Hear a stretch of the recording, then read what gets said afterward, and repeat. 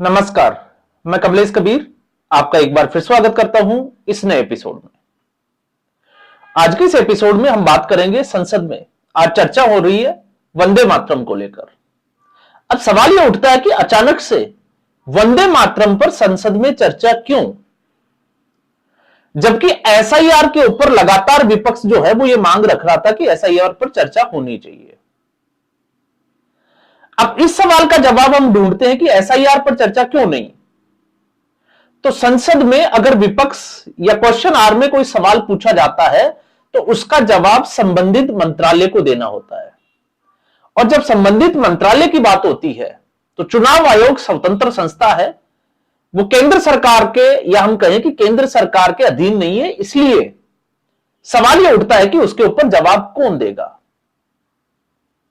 केंद्र सरकार उस पर चर्चा कर सकती है सिर्फ और सिर्फ चुनाव सुधार प्रक्रिया को लेकर, और यहीं पर केंद्र सरकार हो, सत्ता पक्ष हो या विपक्ष हो, उसके बीच में विरोधाभास लगातार देखने को मिला।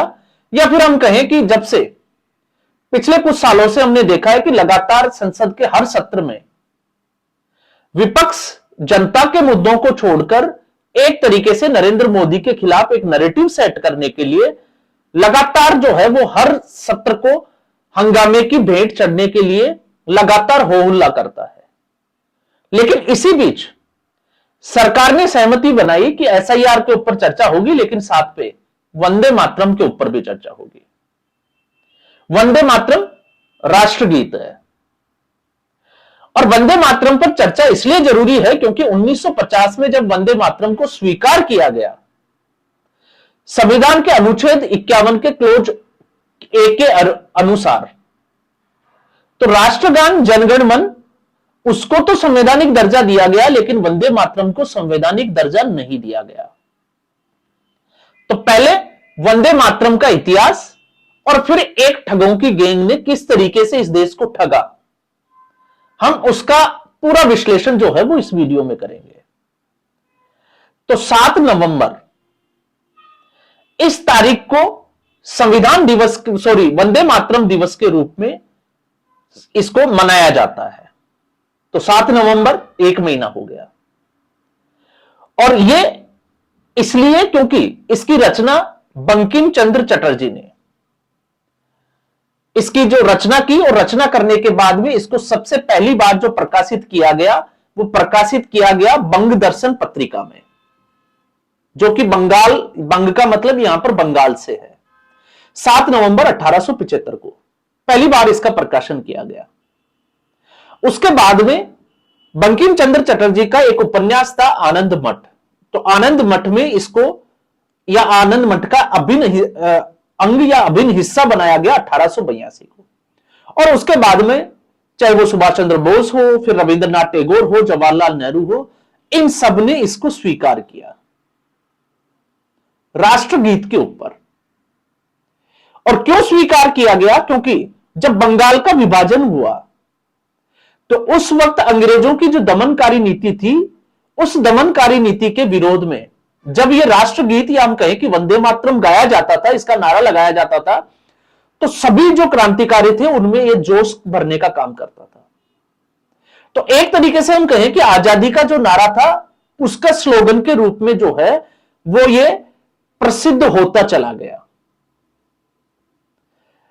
अब राष्ट्रगीत, राष्ट्रगान और इस राष्ट्रगीत को संगीत का रूप जो दिया वो दिया रविंद्रनाथ टैगोर ने, जिन्होंने जनगण मन की रचना की।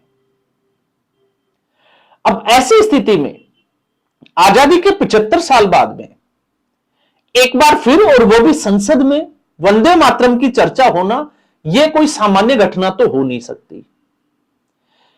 तो इसका अगर हम इतिहास को खोदने बैठते हैं तो इतिहास के पन्नों में इस गीत को लेकर जो विरोधाभास होता है और उसको किस तरीके से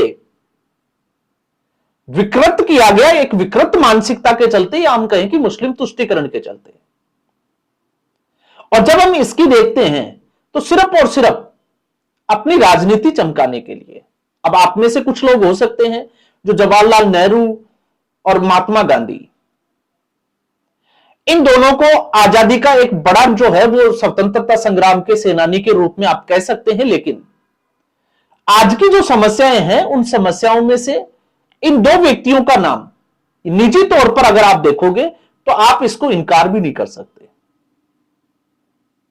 और किस तरीके से भारतवासियों को हम कहें या हिंदुस्तानियों को ठगा, उसका पहला उदाहरण यहीं मिल जाता है।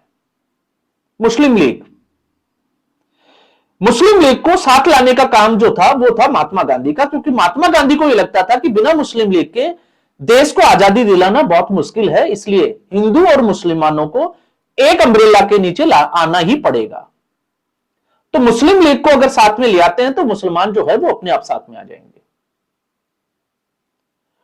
तो 1909 में पहली बार जो है वो बंगाल के विभाजन के बाद, क्योंकि मैंने आपको बताया कि बंगाल का जो विभाजन हुआ था उसके बाद इसको एक नारे के रूप में, विरोध प्रदर्शन का जो नारा है उसके रूप में स्वीकार किया गया। तो पहली बार मुस्लिम लीग के नेता सैयद अली इमाम ने इसका विरोध किया और इस आधार पर किया कि यह काफिरों का गीत है। अब आप सोचोगे कि यह काफिरों का गीत कैसे है? तो हम लोगों से कौन सी चीजें छुपाई गई? हमें एक भारतीय होने के नाते हमें उसका पता होना चाहिए। तो इसके पीछे का कारण यह है, काफिरों का गीत इसलिए है क्योंकि बंकिम चंद्र चटर्जी ने जिस राष्ट्रगीत की रचना की थी उसके 2 पैराग्राफ हम लोगों से छुपा दिए गए बड़ी चालाकी के साथ। कभी उनको सामने आने ही नहीं दिया। क्यों नहीं आने दिया? क्योंकि उन दोनों पैराग्राफ में हिंदू देवी देवताओं का वर्णन मिलता है। अब एक मुस्लिम स्कॉलर को अगर आप पूछोगे तो वो बोलेगा कि इसमें जो है वो देवी देवताओं को या पूजा पद्धति की बात की है जो कि इस्लाम में स्वीकार्य नहीं है। तो इस्लाम में तो बहुत सारी चीजें जो है वो स्वीकार्य नहीं है, लेकिन हम उनकी चर्चा करें उससे पहले जब हम वंदे मातरम की बात करते हैं तो सुजलाम सुफलाम मलयजशीतलाम शीतलाम सस्य श्यामलाम मातरम वंदे मातरम, ये कुछ जो पंक्तियां हैं जो हमें स्कूलों में आपने देखा होगा, बार बार जो है वो हम इसको गाते हैं। लेकिन इसकी कौन सी पंक्तियां छुपाई गई? अगर हम ओरिजिनल रचना की बात करते हैं तो इसकी जो दिखाई गई, जो छुपाई गई, उसमें था कोटि कोटि कंठ, जिसमें कल कल निनाद कराले कोटि कोटि वजुद्वे खरकर वाले। ये कुछ पंक्तियां जो है वो इसमें दे रखी है। उसके बाद में है क्या बोले मां तुम्ही अबुल्ले, तो इसमें जो है वो दुर्गा माता और सरस्वती माता का वर्णन मिलता है, जिसमें आपने देखा होगा तुम्ही विद्या तुम्ही धर्म तुम्ही हदी तुम्ही मर्म, तो तुम ही जो है वो हृदय हो, तुम्ही मर्म हो, तुम्ही विद्या हो। तो वो सारी बातें जो है वो इसमें जोड़ी गई है। और ये एक तरीके से जो है वो मातृभूमि के लिए रचना है। तो इसको कभी मुसलमानों ने स्वीकार ही नहीं किया। अब जब मुसलमानों ने इसको स्वीकार नहीं किया तो मुस्लिम तुष्टीकरण की राजनीति करने के लिए या एक वोट बैंक को पाने के लिए कांग्रेस पार्टी ने बड़ी ही चालाकी के साथ इसके दोनों पैराग्राफ राष्ट्रगीत से हटा दिए गए। इसलिए आज इस विषय पर जो है वो संसद में चर्चा हो रही है। अब आता है जब हम बात करते हैं मुस्लिम लीग की और महात्मा गांधी की, तो मुस्लिम लीग ने वोट किया अलग से पाकिस्तान, या हम कहें कि अलग से देश की डिमांड रखी। महात्मा गांधी, आपको पता ही है उनका क्या रोल था। एक तरीके से मुसलमानों के लिए अलग देश भी बनाया गया और फिर मुसलमानों को अनुमति दी गई कि वो भारत में भी रह सकते हैं। लेकिन अब सवाल यह था कि भारत जो है वो मुसलमान जो है वो भारत में रह तो गए, लेकिन क्या उन्होंने भारतीयता को या भारत को स्वीकार किया? तो आज भी उसका जवाब है बिल्कुल नहीं। तो एक वंदे मातरम, इसके ऊपर भारतीयता को या भारतीयों को ठगा गया। और दूसरा, आपको पता होगा जब भी गांधी जयंती आती है तो गांधी जयंती को एक भजन चलाया जाता है, और भजन क्या है? रघुपति राघव राजा राम, पतित तपावन सीताराम, सीताराम जय सीताराम। आगे देखो इस लाइन को, आगे जो है वो इस भजन में बोला जाता है, ईश्वर अल्लाह तेरो नाम, सबको सन्मति दे भगवान। तो बड़ी चालाकी के साथ अल्लाह और ईश्वर डाल दिया, जबकि ओरिजिनल जो अगर आप इस भजन को देखोगे तो ये लक्ष्मणाचार्य की एक, जिसको हम कहें कि रामायण की तरह एक रचना है, श्री नमः रामायणम, उसका ये भजन है पूरी रचना है, जिसके ओरिजिनल बोल अगर आप देखोगे तो उसमें है रघुपति राघव राजाराम, पतित पावन सीताराम, सुंदर विग्रह मेघा श्याम, आगे है गंगा तुलसी सालगराम, भद्रगिरीश्वर सीताराम, जगत जनप्रिय सीताराम, जानकी रमन सीताराम, जय जय राघव सीताराम। तो बड़ी ही चालाकी के साथ इस भजन को तोड़ मरोड़ कर मुसलमानों को खुश करने के लिए इसमें अल्लाह और ईश्वर ये वाली पंक्ति जो है, कुछ पंक्तियों को हटाकर इसको जो है वो इसमें डाल दिया गया और अब इसको जो है वो बजाया जाता है। तो पहले आप देखिए बड़ी चालाकी के साथ किस तरीके से वंदे मातरम के साथ जो है वो ठगने का प्रयास किया और फिर इस भजन के साथ रघुपति राघव राजाराम के साथ। तो फिर चाहे महात्मा गांधी हो, फिर चाहे आप जो है वो आप आ जाइए जवाहरलाल नेहरू, और जब हम इस भजन की बात करते हैं तो आप देखिए आज भी वंदे मातरम को काफिरों का गीत बताया जाता है मुसलमानों के द्वारा, लेकिन जब भी इनको विरोध प्रदर्शन करना होता है, जैसे आपने देखा हुमायूं कबीर जो टीएमसी के एक विधायक है भरतपुर से, पश्चिमी बंगाल से, उन्होंने बाबरी मस्जिद की नींव रखी। जबकि सांप्रदायिक अगर हम देखें तो सांप्रदायिकता या हम इसको वेमनेस से फैलने का सबसे बड़ा कारण माना जा सकता है। हालांकि संविधान जो है वो किसी को भी अनुमति दे सकता है कि आप किसी भी नाम से जो है वो कुछ भी कर सकते हैं, क्योंकि संविधान का अनुच्छेद 25 से लेकर 29 तक आप स्टडी करोगे तो आपको इसका वर्णन मिल जाएगा, धार्मिक स्वतंत्रता की आजादी।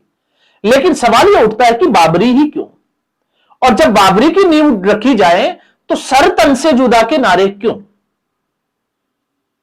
तो कहीं भी अल्लाह अकबर और सर तन से जुदा, तो सर तन से जुदा को ये लोग जो है वो पवित्र। तो आज अब सवाल ये उठता है कि एक तरीके से कांग्रेस पार्टी यहां पर आकर और एक मुसलमानों की जो मानसिकता है वो एक्सपोज हो जाती है कि ये लोग जो है आज भी भारत को स्वीकार नहीं करते हैं।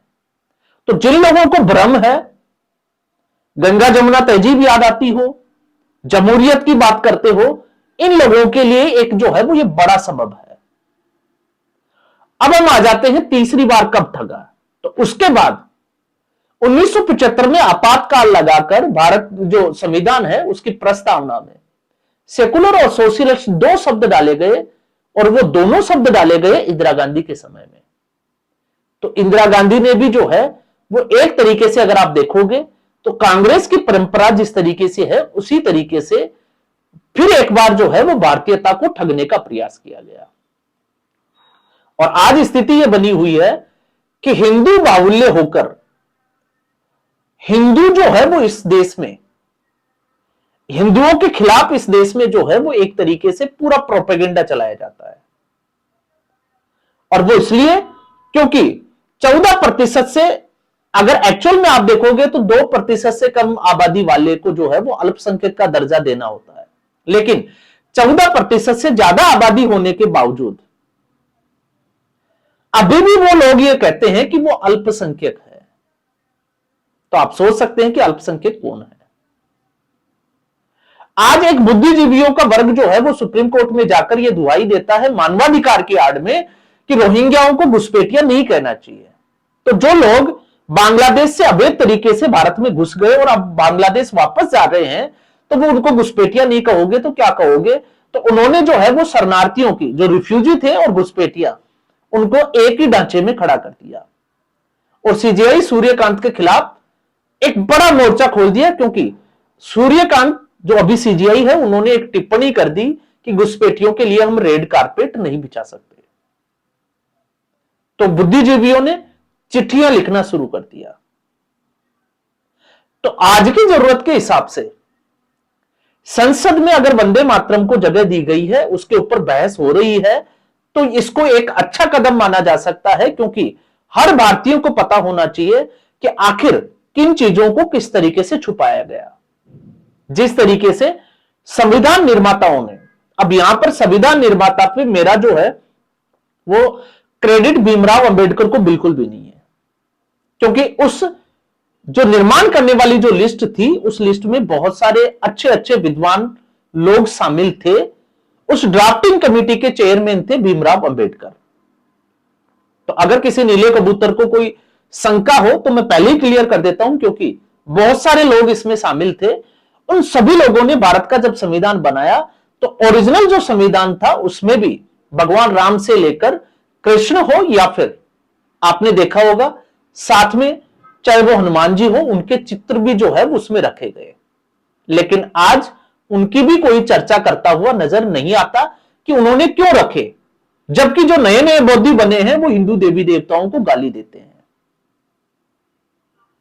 तो यह स्थिति इस देश में बनी हुई है और इस स्थिति के लिए वो लोग जिम्मेवार है जिन्होंने इस देश की संस्कृति के साथ में समय समय रहते हुए अपनी राजनीति चमकाने के लिए खिलवाड़ किया। तो आज के एपिसोड में बस इतना ही। उम्मीद करूंगा वीडियो एपिसोड आपको पसंद आया होगा। वीडियो को लाइक करें, शेयर करें, चैनल जरूर सब्सक्राइब करें। धन्यवाद।